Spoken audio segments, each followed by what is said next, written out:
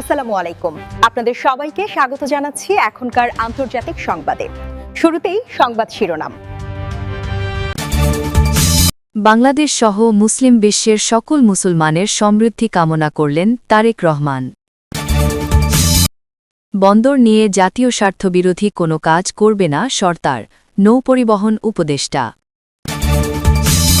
পেশাদারিত্বের সঙ্গে সাংবাদিকতা করলে দমনপীড়নে যেকোনো সরকার দুইবার ভাববে।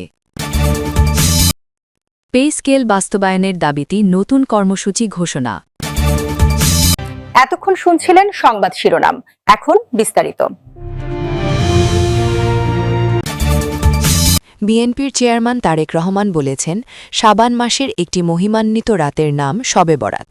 এই উপলক্ষে আমি বাংলাদেশ সহ মুসলিম বিশ্বের সকল মুসলমানের অব্যাহত সুখ, শান্তি ও সমৃদ্ধি কামনা করি।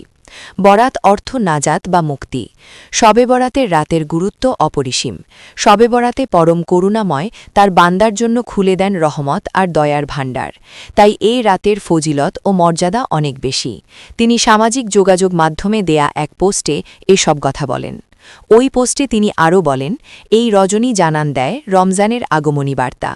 এই পবিত্র রাতে ধর্মপ্রাণ বান্দারা সারারাত আল্লাহর সান্নিধ্য লাভের আশায় নিজেদের ভুলভ্রান্তি, ত্রুটি বিচ্যুতির জন্য মহান আল্লাহর নিকট ক্ষমা প্রার্থনা করেন। এই রাতে এমন নেক আমল করা উচিত যার মাধ্যমে আল্লাহর রহমত ও মাগফেরাত লাভ করা যায়। এ রাতের আরেকটি তাৎপর্য হল নাজাত পাওয়া। বিশ্বাসী মুসলমানগণ সকল অনাচার, অপকর্ম ও অপবিত্রতা থেকে পরিত্রাণ পেতে আল্লাহর কাছে প্রার্থনা করেন এবং মহান রাব্বুল আলামিন অনুগ্রহ প্রার্থীদের প্রতি অনুগ্রহ করেন। তার মতে আমরা সবাই সহিংসতা, রক্তপাত, হিংসা, বিদ্বেষ পরিহার করে মানবজাতির বৃহত্তর কল্যাণে সহিষ্ণুতা, সংযম ও সৌহার্দ্য অর্জনে নিজেদের নিবেদিত রাখব। মহিমান্বিত রাতে আমাদের এই নিবেদন নিশ্চয়ই আল্লাহ রাব্বুল আলামিন কবুল করবেন। বিশ্ব শান্তিসহ বিশ্ব মুসলিমের ঐক্য, সংহতি ও নিরাপত্তা নিশ্চিত করার জন্য আল্লাহ রাব্বুল আলামিনের নিকট আমরা একান্ত মোনাজাত করব। তিনি আরও বলেন, আমি পবিত্র শবে বরাতের এই রজনীতে দেশ, জাতি তথা মুসলিম বিশ্বের উত্তরোত্তর উন্নতি, কল্যাণ ও শান্তি কামনা করছি। দেশের বন্দর নিয়ে জাতীয় স্বার্থবিরোধী কোনো কাজ করবে না সরকার বলে জানিয়েছেন নৌ পরিবহন মন্ত্রণালয়ের উপদেষ্টা ব্রিগেডিয়ার জেনারেল অবসর ড এম সাখাওয়াত হোসেন। তিনি আজ ২ ফেব্রুয়ারি দুপুরে নৌ পরিবহন মন্ত্রণালয়ে সাংবাদিকদের সাথে মতবিনিময়কালে একথা জানান। নৌ পরিবহন উপদেষ্টা বলেন, চট্টগ্রাম বন্দর নিয়ে যে বর্তমান পরিস্থিতি তৈরি হয়েছে তার সাথে জড়িত ব্যক্তিদের বিষয়ে খতিয়ে দেখা হচ্ছে। বর্তমান পরিস্থিতির কারণে বন্দরের কার্যক্রম ব্যাহত হচ্ছে। চট্টগ্রাম বন্দর এ বিষয় নিয়ে কাজ করছে। বন্দর বা দেশের জন্য যেটি মঙ্গলজনক বা কল্যাণকর, নৌ পরিবহন মন্ত্রণালয় সেটি সমর্থন করে। তিনি সকলকে দেশের স্বার্থে বন্দরকে সচল রাখার আহ্বান জানিয়ে বলেন, বন্দরে উদ্ভূত পরিস্থিতির কারণে দেশের জনগণকে ভোগান্তি পোহাতে হচ্ছে। দেশের স্বার্থবিরোধী কোনো সিদ্ধান্ত বর্তমান সরকার বাস্তবায়ন করবে না বলে তিনি আশ্বস্ত করেন। তিনি বলেন, যে বিষয়ে এই পরিস্থিতির সৃষ্টি করা হয়েছে তা অনাকাঙ্ক্ষিত।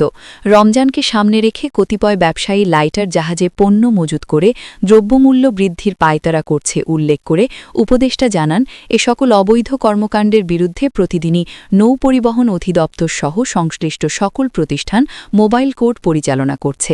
দায়ী ব্যক্তিদের বিরুদ্ধে অভিযোগ প্রমাণের ভিত্তিতে কঠোর আইনানুগ পদক্ষেপ গ্রহণ অব্যাহত থাকবে বলেও তিনি জানান। তথ্য ও সম্প্রচার মন্ত্রণালয়ের উপদেষ্টা সৈয়দা রিজওয়ানা হাসান বলেছেন, আমি আমার সাংবাদিকতার কাজটা করব। এটা যদি আমরা করতে পারি একটা পেশাদার গোষ্ঠী হিসেবে, তাহলে আমাদেরকে দমনপীড়ন করার ক্ষেত্রে যে কোনো সরকার দুইবার ভাববে। সোমবার ২ ফেব্রুয়ারি জাতীয় প্রেস ক্লাবের টেনিস গ্রাউন্ডে জুলাই রেভলিউশনারি জার্নালিস্টস অ্যালায়েন্স আয়োজিত গণমাধ্যম উৎসব ২০২৬-এ এসব কথা বলেন তিনি। তথ্য উপদেষ্টা বলেন, ২টা আইন ড্রাফট করা হয়েছে।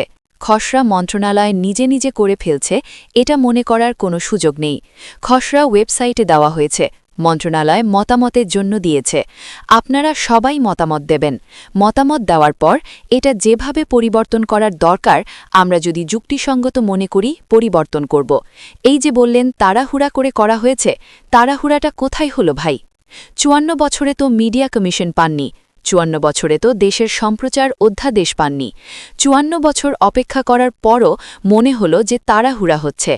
এখন যদি আমরা মনে করি সব প্রক্রিয়া আমরা সম্পন্ন করতে পারব না, তাহলে প্রক্রিয়া পরের সরকার করবে।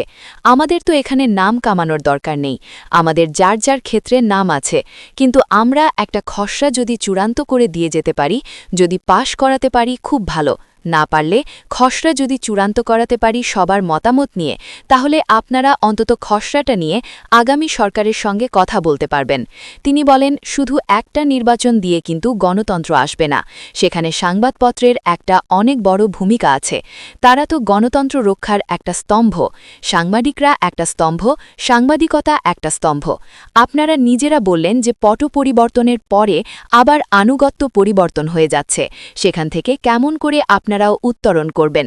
পেশাগত উত্তম চর্চা কি, এগুলো আপনাদেরকে ঠিক করতে হবে। ইন্টিমিডেট করে কোনো কিছু অর্জন করা যায় না। জাতীয় পর্যায়ে কেন সেটা আমরা করব?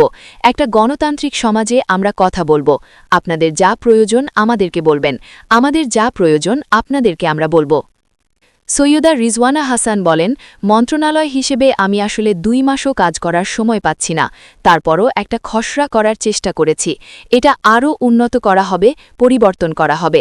উদ্বেগের কিছু আছে বলে আমি মনে করছি না। আরেকটা হচ্ছে যে আপনাদের নিজেদের কারণেই যেন নিজেরা বিপদে না পড়েন। সাংবাদিক ও সাংবাদিকতার স্বার্থে আমার হয়তো আর 6 কর্মদিবস আছে। যদি কিছু দ্রুততম সময়ের মধ্যে করার দরকার পড়ে আমাকে জানাবেন। আর কোথাও যদি সুনির্দিষ্ট কোনো হুমকির মধ্যে আপনারা পড়েন, যেটাকে আপনারা নিরাপত্তাহীনতা মনে করছেন, আমাকে বলবেন। আমি অবশ্যই আইন শৃঙ্খলা রক্ষাকারী বাহিনীর সঙ্গে কথা বলবো। সাংবাদিকতায় সাংবাদিক হিসেবে দয়া করে সকলে এক হবেন। সাংবাদিকতার প্রশ্নে দয়া করে সকলে এক হবেন। নবম জাতীয় বেতন কমিশনের প্রতিবেদন দ্রুত বাস্তবায়নের দাবিতে দেশব্যাপী 3 দিনের কর্মসূচি ঘোষণা করেছে বাংলাদেশ সরকারি কর্মচারী সমন্বয় পরিষদ। দাবি আদায়ে অগ্রগতি না হলে আরও কঠোর কর্মসূচিতে যাওয়ার কথাও জানিয়েছে সংগঠনটি। সোমবার সকালে জাতীয় প্রেসক্লাবের সামনে আয়োজিত এক বিক্ষোভ সমাবেশ থেকে এই কর্মসূচির ঘোষণা দেওয়া হয়। সমন্বয় পরিষদের পক্ষ থেকে জানানো হয়, আগামীকাল 3 ফেব্রুয়ারি থেকে 5 ফেব্রুয়ারি পর্যন্ত সারা দেশের সব সরকারি দপ্তরে প্রতিদিন সকাল 10টা থেকে দুপুর 12টা পর্যন্ত বিক্ষোভ মিছিল ও কর্মচারী সমাবেশ অনুষ্ঠিত হবে। একই সঙ্গে চলমান গণকর্মবিরতি কর্মসূচিও অব্যাহত থাকবে। কর্মসূচির অংশ হিসেবে প্রতিদিন সকাল 9টা থেকে দুপুর 12টা পর্যন্ত কর্মবিরতি পালন করা হবে। দাবি পূরণে সরকার কার্যকর উদ্যোগ না নিলে আন্দোলনের মাত্রা আরও বাড়ানো হবে বলে জানান নেতারা। সমাবেশে বক্তারা বলেন, গত 7 বছর ধরে সরকারি কর্মচারীরা বেতন কমিশনের প্রতিবেদন বাস্তবায়নের দাবি জানিয়ে আসছেন। গত বছরের 5 ডিসেম্বর লক্ষাধিক কর্মচারীর অংশগ্রহণে একটি বড় সমাবেশ অনুষ্ঠিত হয়। সেই সময় আশা করা হয়েছিল 15 ডিসেম্বরের মধ্যেই গেজেট প্রকাশ হবে। তবে প্রায় 1.5 মাস পেরিয়ে গেলেও এ বিষয়ে কোনো দৃশ্যমান অগ্রগতি হয়নি। আন্দোলনকারীরা অভিযোগ করেন, 21 জানুয়ারি কমিশনের প্রতিবেদন জমা দেওয়ার পরও গেজেট প্রকাশ না করে নতুন কমিটি গঠনের কথা বলে সময়ক্ষেপণ করা হচ্ছে। এতে কর্মচারীদের মধ্যে ক্ষোভ ও অনিশ্চয়তা বাড়ছে। এছাড়া জ্বালানি উপদেষ্টার একটি সাম্প্রতিক মন্তব্য নিয়েও অসন্তোষ প্রকাশ করা হয়। সমাবেশে জানানো হয়, ওই মন্তব্যে বলা হয়েছিল, বর্তমান সরকার পে স্কেল বাস্তবায়ন করবে না এবং আন্দোলন ঠেকাতে কমিশন গঠন করা হয়েছিল। এই বক্তব্য প্রজাতন্ত্রের কর্মচারীদের মধ্যে তীব্র হতাশা সৃষ্টি করেছে বলে দাবি করেন আন্দোলনকারীরা। সমন্বয় পরিষদের নেতারা জানান, সামগ্রিক পরিস্থিতি বিবেচনায় রেখেই ধারাবাহিক আন্দোলন কর্মসূচি সাজানো হয়েছে এবং দাবি আদায় না হওয়া পর্যন্ত আন্দোলন চলবে।